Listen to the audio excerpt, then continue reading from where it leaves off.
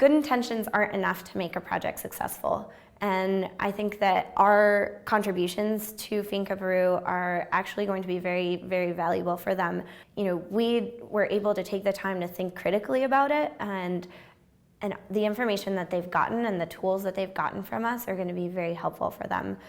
It really comes down to the people. We were able to meet a whole breadth of people, from the executives at the nonprofit in Lima who were working on these programs and being more strategic, to being on site at the technology showroom, where we learned about everything from these experts who literally by hand fashioned each technology and then created it in such a way that it could be manufactured cheaply so that it could be made available to people who desperately need irrigation, desperately need the structures in their farm to improve yield enough that it can really help their lives and their livelihood. And I think that every story that I tell is about the people and how they embraced us. I think the process itself, we recognize how important it was to be in country, and I honestly feel like we would not have been able to produce nearly as high quality of results if we wouldn't have done that.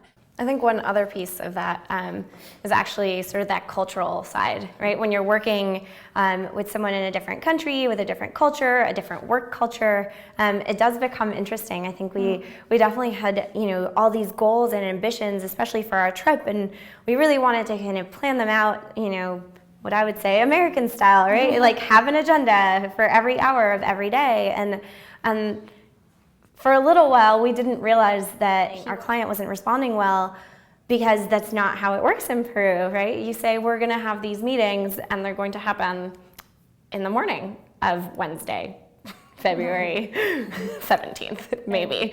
And there were definitely some learnings for us on that piece in terms of managing the client and even managing the interview process. Even when our client said, yeah, there's a meeting at 11 at this office, go talk to 10 producers there. We would go, and there might be 3 producers, and then an hour later the other 7 would come because the market ran late and they were still shopping, or the pineapples didn't show up until a little while later, and so they had to walk them somewhere. So it was definitely an interesting process. If you're not in country, you might read a lot of information and say, oh, you know what we'll do? We'll just have one cohort group of farmers that are looking to rent technologies, and they can all come together, and it'll all be great, and here's what you should do. And then when you get there, in reality, there are one person 50 kilometers away from another person, and that setup and those recommendations don't make any sense. Our project, luckily, lent itself to using a lot of the frameworks and a lot of the things that we've learned here at the MBA.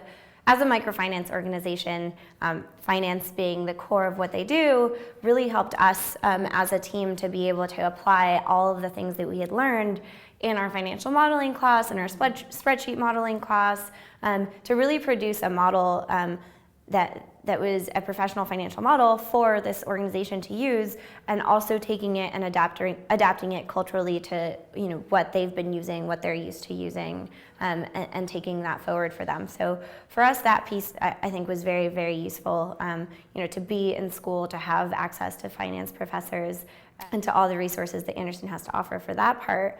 And then I think we also used Anderson and our experiences and our learnings from the primary research side. We talked to organizational behavior professors. We designed the survey and then got feedback from other professors as well, and then used all sort of our analytics and data analysis tools to then take, hundreds and almost thousands of responses and this huge Excel spreadsheet that we couldn't even email to each other because it was so big. And we really did use that data analysis package that we'd learned here to take that and to make it bite-sized and really understand what the data was telling us. And I think that this experience gave every team member a certain amount of perspective in really what it means to live in the world and be a global citizen.